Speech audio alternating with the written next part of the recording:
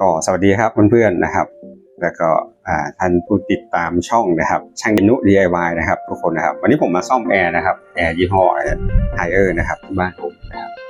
ก็ตัวนี้เป็นส่วนมากจะเป็นอุณหภูมิที่มันโชว์เนี่ยนะครับที่มันแสดงเนี่ยมันจะเป็นอุณหภูมิของที่เราจะตั้งให้แอร์มันทำงานนะครับแต่ถ้ารีโมทตัวนี้ถ้าเรากดอีกครั้งหนึ่งนะครับมันจะเป็นอุณหภูมิห้องนะครับที่เซ็นเซอร์มันวัดได้อยู่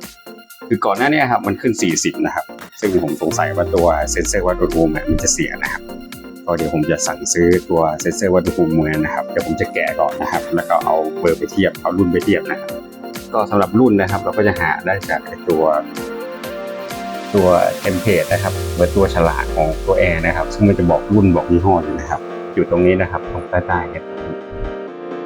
ก็เดี๋ยวลองซ่อมดูนะครับแล้วมันทำให้เกิดปัญหาอะไรก็คือแอร์เนี่ยมันจะไม่ตัดนะครับเพราะว่ามันมองว่าอุณหภูมิเนี่ยมันยังสูงอยู่นะครับมันอาจจะอ่านค่าอุณหภูมิได้30-40เราอาจจะตั้งไว้ให้25ให้ตัดอะไรเงี้ยครับมันเลยไม่ตัดสักทีนะครับมันก็จะเปลืองไฟนะครับเพราะมันก็จะหนาวมากนะครับก็เดี๋ยวได้เซนเซอร์มาแล้วเดี๋ยวกลับมาพบกันครับตอนนี้ผมถอดตัววัดอุณหภูมินะครับกับตัววัดบ่อน้ำแข็งเอามาละอันนี้ของเก่านะครับเพื่อนๆส่วนของใหม่เพิ่งซื้อมาเหมือนกันเพิ่งมาส่งตอนเช้านี้เลยนะครับที่ผมซื้อมันจะเป็นของ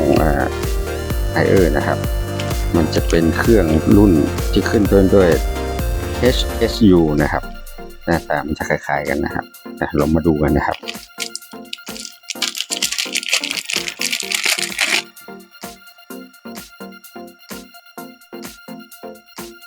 มันตรงรุ่นหรือใช้แทนกันได้ไหมนะครับลองดูที่คอนเนคเตอร์นะครับ4 สายนะครับอีกด้านหนึ่งมันจะมีตัวล็อกแบบนี้นะครับเหมือนกันอยู่นี่เราจะลองมาเช็คค่านะครับว่าทำไมตัวเทอร์โมมิเตอร์เนี่ยมันเก่ามาถึงวัดอุณหภูมิได้ไม่ตรงนะครับในของมิเตอร์โอ้ยตั้งมิเตอร์ย่านโอห์มนะครับเดี๋ยวลองมาดูกันตั้งมิเตอร์ย่านโอห์มจะวัดความต้านทานของสายเก่านี่นะครับ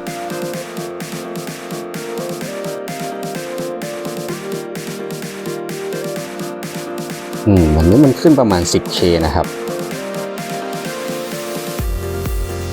ส่วนตัววัดน้ำแข็งนี่นะครับ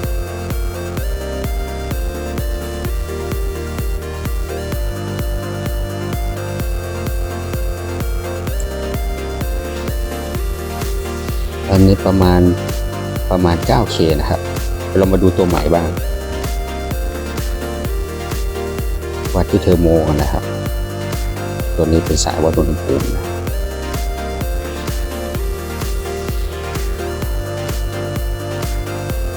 เมื่อกี้วัดได้ตัวเก่าได้ประมาณ 10K นะครับของใหม่นี้วัดได้ประมาณ 17K นะครับ 17K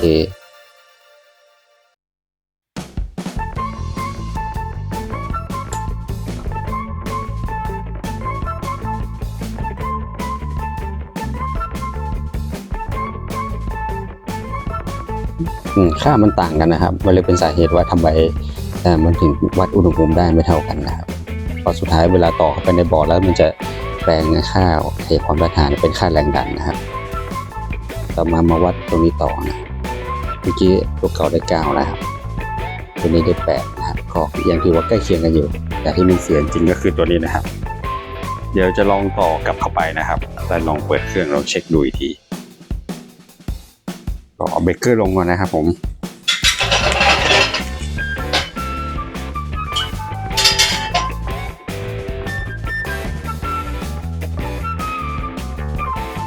นี่ตรงดึงบอร์ดมานะครับเพื่อนตรงนี้เลยนะครับไปเลยคือบน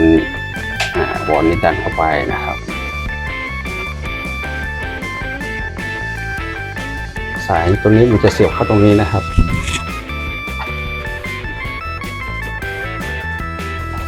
ต้นสายตรงนี้มันจะผ่านมาตรงนี้นะครับก็เสียบเข้ากับตรงนี้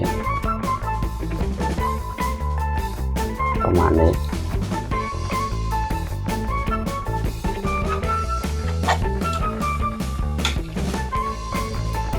ก็เดี๋ยวผมจะลองต่อแค่นิ้วดูก่อนนะครับเรามาดูหน้าปัดกัน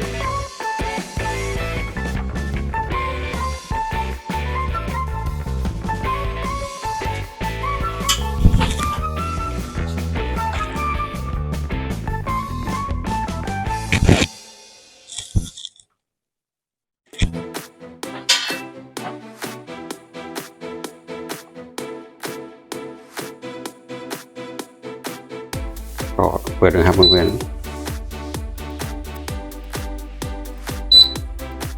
นะครับ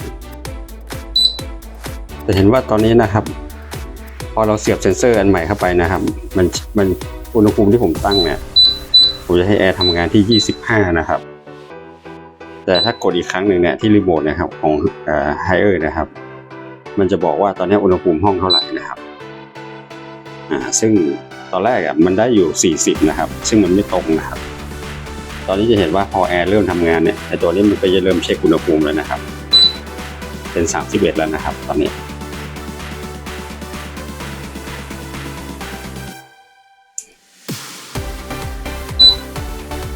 แต่ถ้าตรงนี้มันร้อนนะครับเพื่อน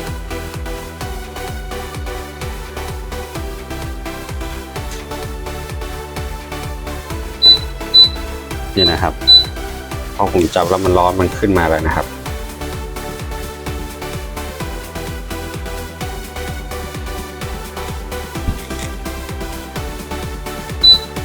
เป็น35นะครับเดี๋ยวพอแอร์ทำงานสักพักมันก็จะเริ่มลงนะครับเท่านี้ก็แอร์น่าจะกลับมาทำงานแล้วก็ตัดต่อเป็นปกติแล้วนะครับเดี๋ยวเราจะปิดแอร์นะครับลงเบรกเกอร์อีกทีหนึ่งนะครับแล้วก็ขันน็อตอะไรให้เรียบร้อยครับต่อเลยครับผม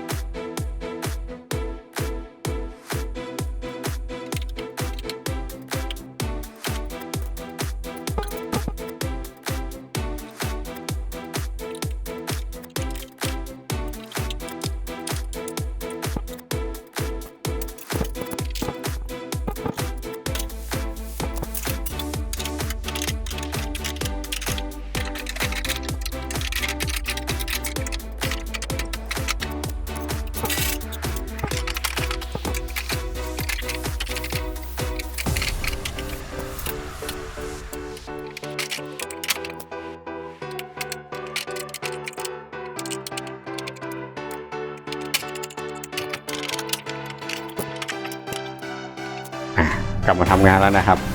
ก็มันจะเป็นอย่างนี้เพราะว่าเมื่อก่อนเนี่ยตัวเซ็นเซอร์วัดอุณหภูมิมันเสียนะครับอุณหภูมิห้องมันวัดได้40นะครับซึ่งมันสูงเกินความเป็นจริงแล้วก็มันเลยไม่ตัดสักทีนะครับตอนนี้พอเราเปลี่ยนเซ็นเซอร์แล้วแอร์มันก็กลับมาทำงานปกติแล้ว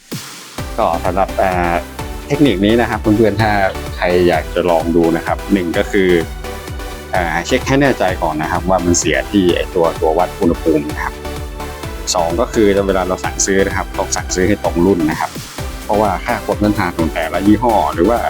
ไอ้ซ็อกเก็ตของสายไฟที่เสียบแต่ละรุ่นแต่ละยี่ห้อนะครับบางทีมันไม่เหมือนกันนะครับต่อกันโดยการใช้โดยกันไม่ได้